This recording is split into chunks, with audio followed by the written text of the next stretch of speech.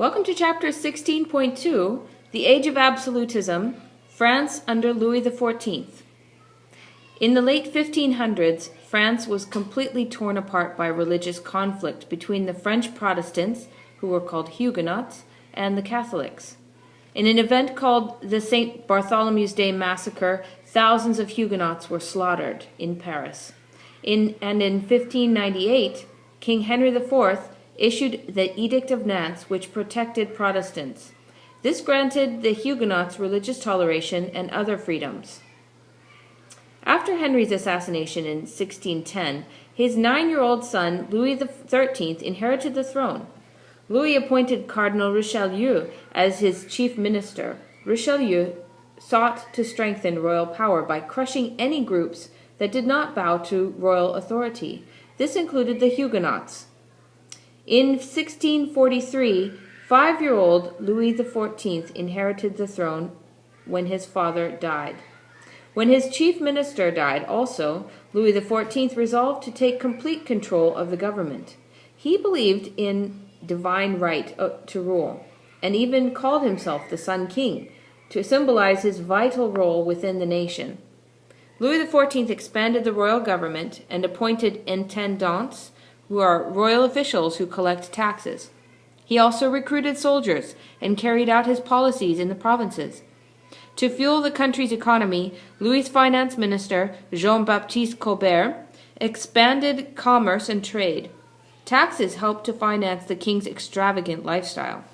Outside of Paris, Louis XIV transformed the Royal Hunting Lodge into a grand palace of Versailles. The palace represented the king's great power and wealth.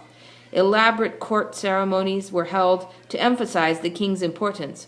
For example, during the ritual known as the levée, or rising, high-ranking noblemen would compete for the honor of handing the king his shoes.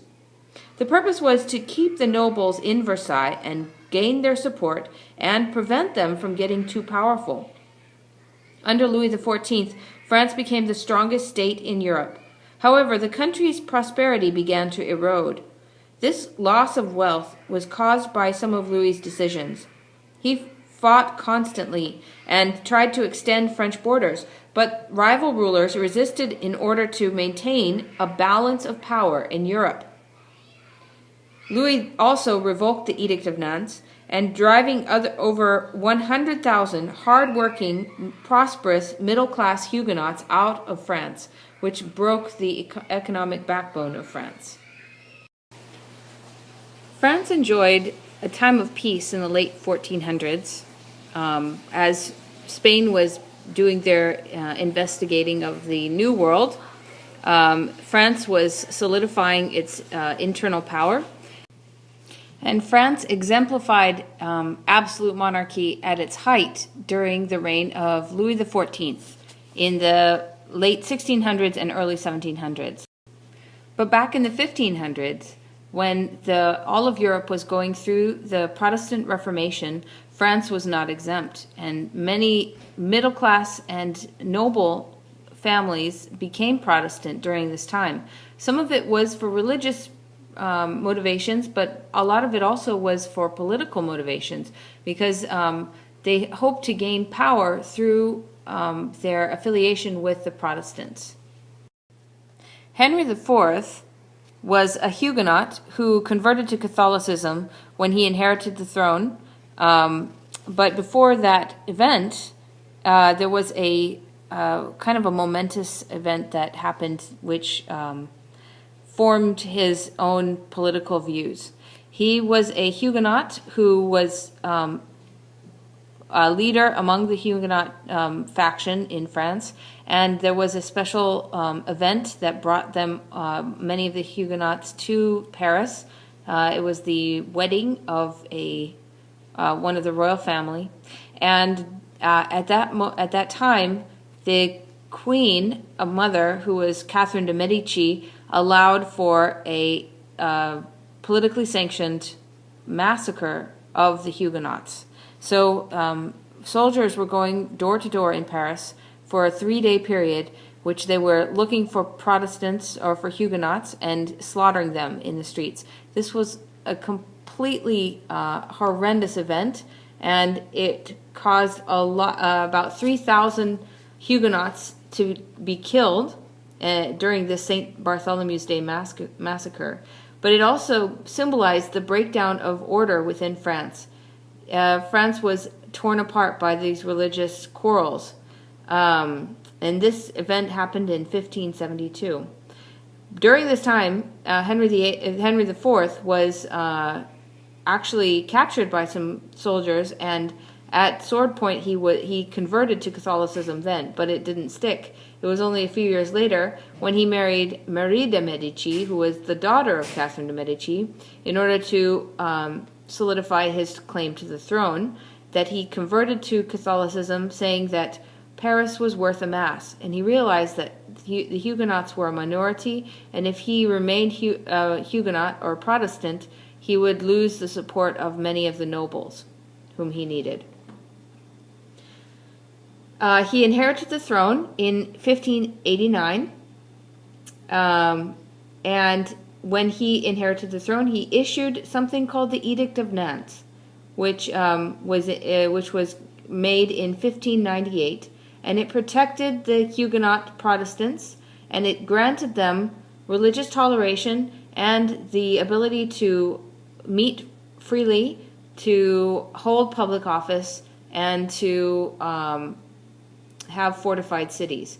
Now, this was an unheard of amount of freedom, religious freedom for this group.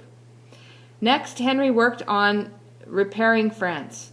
He had a lot of goals, and he was a very vital leader, and his goal was to bring up the living standards of his people. So he often was known to be said to say, "a chicken in every pot." And of course the people all they were very happy about this. But then an insane anti-Protestant murdered him, and all of those hopes of a very good leader were dashed. So during his reign, royal officials were hired to build roads and bridges and to be judges, to administer justice in the provinces, and to revive agriculture that was suffering in France. Henry also reduced the power of the nobles, which he saw as being corrupt, and took away the positive side of France. And in doing so, he started the groundwork for what became known as the Age of Absolutism, where kings had much more control over their countries than they previously had experienced. In 1610, he was assassinated, and his 9-year-old son became king, and his son was named Louis XIII. And nobles tried to reassert their power because the king was young and kind of defenseless. But Marie de Medici used her limited power to put into positions of authority people who she felt would help her cause. And one of those was a French nobleman, minor French nobleman, who was also a cardinal in the church, named Cardinal Richelieu. And he came to power in 1624. He also was extremely intelligent and cunning, and had the goal of making the monarchy the most powerful position in France. He saw the Huguenots as political rebels, and so he ended up banning the Huguenots and not allowing religious freedom, and this caused a lot of frustration and anger. But he did this more for political reasons than for anything else. Since many of the Huguenots were actually nobles, and they were using their religious sanctions or their religious freedoms to foment political rebellion. One of Cardinal Richelieu's goals was to get rid of the noble class and to replace them with his own, basically his own employees, whom he called intendants. Louis XIII died without many accomplishments, but his son came to the throne after the death of his father when he was only 5 years old. His father had been very old when Louis XIV was born, and so when Louis XIII died, Louis XIV was the only heir to the throne, and it was uncertain about whether he would survive, but he managed quite nicely. There was one moment when it looked as if he might die as a child, when he was found floating in one of the fountains around their palace. But he was revived by one of the maids that saw it from afar and ran and helped to save him. And he grew up to have one of the longest reigns in European history, a reign of 70 years, which still has not been matched or beaten. In 1643, there was an uprising of nobles and merchants and peasants, and the king faced this effort to try to take away his power. And he called this whole episode was called the Fronde, F-R-O-N-D, and the rioters drove the young king from his own palace. Well, Louis never forgot this event, and he decided to take over completely the government and all of the things that he could. And he tried to solidify his power and become absolute monarch. He never wanted to have a scary experience like that again. So Louis XIV took the pseudonym the Sun as a symbol of his total power, and he declared, "I am the state. The estate est moi." He never called a meeting of the Estates General, which is the French version of an English parliament, however with much less power. The Estates General was made up mainly of French noblemen, but there were actually three parts to the Estates General. The first estate was the church or the clergy, the second estate were the nobles, and the third estate was everyone else. Instead of the nobles working for him, Louis appointed middle-class intendants to carry out his policies and to build the French army into the strongest force in Europe. France had the largest army in Europe. However, Prussia probably arguably had the most well-disciplined army in Europe. All of France's economic policies were aimed at making the government and the nation one of the wealthiest states in Europe. There was a man who became the finance minister of Louis XIV, and his name was Jean-Baptiste Colbert. He imposed mercantilism, which is basically an idea of trying to bring in as much wealth and treasure into the country as possible. Jean-Baptiste Colbert had new lands cleared for farming, and he put high tariffs on imported goods, and he tried to create overseas colonies so that they could gain more natural resources for industry within France. He carefully regulated all the trade within and between the colonies. But even Colbert's efforts could not produce enough income to support Louis's spending. Louis decided that he needed to have a different palace. His palace in Paris had bad memories for him based on this uprising that he had experienced when he was very young, and he wanted to leave and be in a place where he could be separated from the people.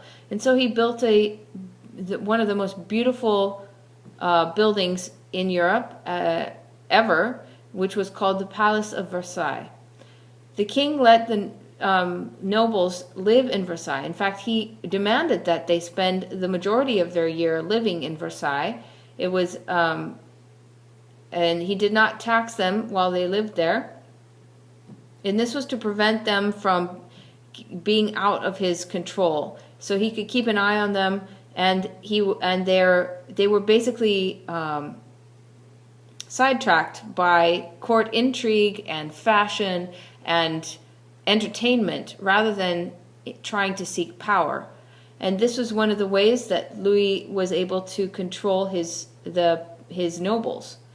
He also created a very intricate system of etiquette at court that he called, he had many different ceremonies for different parts of the day, and it all revolved around him. Being the son monarch, he was wanted everything to be revolving around him. For example, when he woke up, there was a ceremony in which different nobles of different statuses would be in charge of the different parts of his toilette or his getting ready for the morning, and the lever was this what the ceremony was called. The Tuileries, which is the palace in Paris, was a old style medieval fortress with huge thick walls. It was as cold as a cave all year long. It was drafty. It didn't have any sanitation at all. It was really not a very pleasant place to live. And when Louis was old enough, he decided that he was going to build himself a new palace called the Palace of Versailles. It was actually the site of one of his hunting lodges, which was a couple of miles outside of Paris. And he outlined the gardens, and they were enormous. The amount of land that this place took was far beyond what anyone had thought was a good idea. And this palace took almost the majority of France's income for many, many years in order to create. Plus the free labor of many of the peasants that surrounded the area.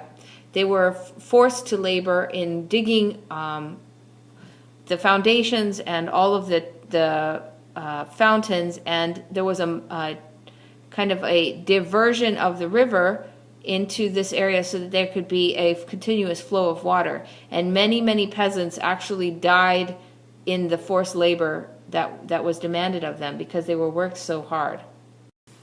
Versailles became a model of rational order and the center of France. It was a symbol of Louis's absolute authority, but it was also a symbol of the Enlightenment because it was ordered and it was like showing man's dominance over nature. It had a hall of mirrors with hundreds of candles that would illuminate a domed ceiling, and it was full of allegorical paintings with many of the heroes' faces being actually portraits of Louis XIV. So it was all the mythical heroes were basically a portrait of Louis XIV, saying that he was the center of the universe in regards to this. Many other monarchs actually imitated Louis XIV's example, and they even began to speak French as the diplomatic language throughout Europe. Louis XIV ruled France for 72 years, and his court supported a splendid century of arts and drama, painting and ballet. Louis sponsored the French academies, which set standards for the arts and sciences. And in the end of his reign, France was one of the strongest states in Europe. But despite all of these things, Louis made some decisions that really led to the decline of France. Number one, he fought costly wars to expand French borders, but this actually upset the balance of power, and the other European nations would not allow him to become the dominant ruler of Europe. Number two, he tried to unite France and Spain, but that was unsuccessful. Number three, when he revoked the Edict of Nantes, he lost about 100,000 of his middle-class artisans, and basically those who were making the money in France were forced to leave or fled because of the terrible conditions that they were put into. So he made some bad choices, and this would eventually destroy the monarchy in France.